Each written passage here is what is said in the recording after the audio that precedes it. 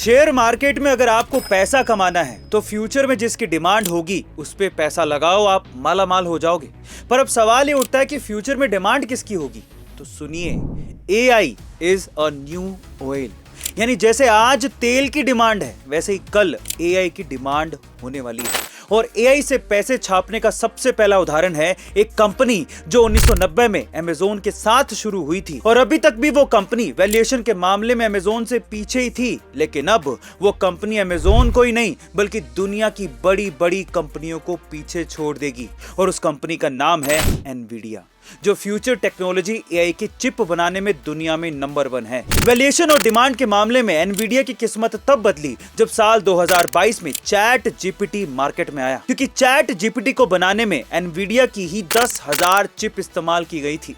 जैसे ही मार्केट को ये बात पता चली वैसे ही ऑलमोस्ट सारी दुनिया की बड़ी टेक कंपनियां Nvidia के पास अपने आप को AI अपडेटेड रखने के लिए भागी, जिससे मार्केट में Nvidia चिप की डिमांड इस कदर बढ़ गई कि आज Nvidia दुनिया की मोस्ट वांटेड कंपनियों में से एक है।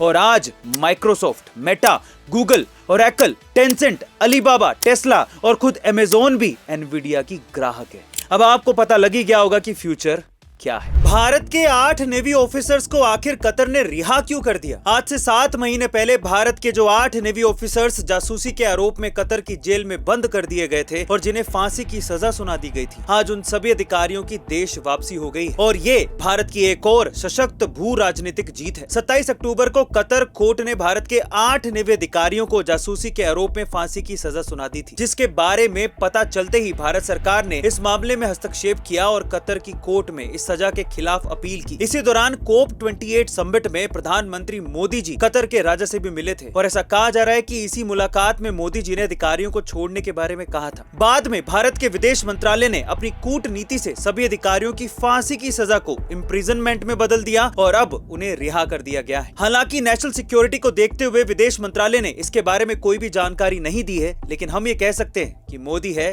तो मुमकिन है। आपका इसके बारे में क्या ख्याल है कमेंट सेक्शन में जरूर लिखिएगा। उत्तराखंड भारत का पहला ऐसा राज्य बन गया है जहां पर UCC बिल पास हो गया है और जल्दी ये कानून लागू होने वाला है। UCC के नए नियमों की वजह से लिव इन रिलेशनशिप में रहने वाले कपल्स को बड़ा झटका लगा है, क्योंकि अब कपल्स को डिस्ट्रिक्ट रजिस्ट्रार के पास लिव इन रिलेशनशिप डिक्लेयर करनी होगी। और अगर कपल्स के बीच एक दूसरे से खून का रिश्ता हो या कपल्स में से कोई एक 21 साल से कम उम्र का हो या फिर दोनों में से कोई एक पहले से शादीशुदा हो तो सरकार आपके लिव इन रिलेशनशिप को रजिस्टर करने से मना कर सकती है। इसके अलावा UCC लागू होने के बाद सभी धर्मों में शादी की उम्र लड़कों के लिए 21 साल और लड़कियों के लिए 18 साल होगी। एक से ज्यादा शादी करने पर प्रतिबंध लग जाएगा और मुस्लिमों को हलाला और इद्दत पर भी प्रतिबंध लग जाएगा। इसके अलावा UCC लागू होने के बाद हिंदुओं में दोनों को ही जायदाद में समान हिस्सा मिलेगा और मुस्लिमों में अगर मौत से पहले वसीयत नहीं लिखी गई हो तो जायदाद को मृतक के परिवार वालों में समान हिस्से में बांट दिया जाएगा। और जैसा कि अब तक चलता आ रहा है,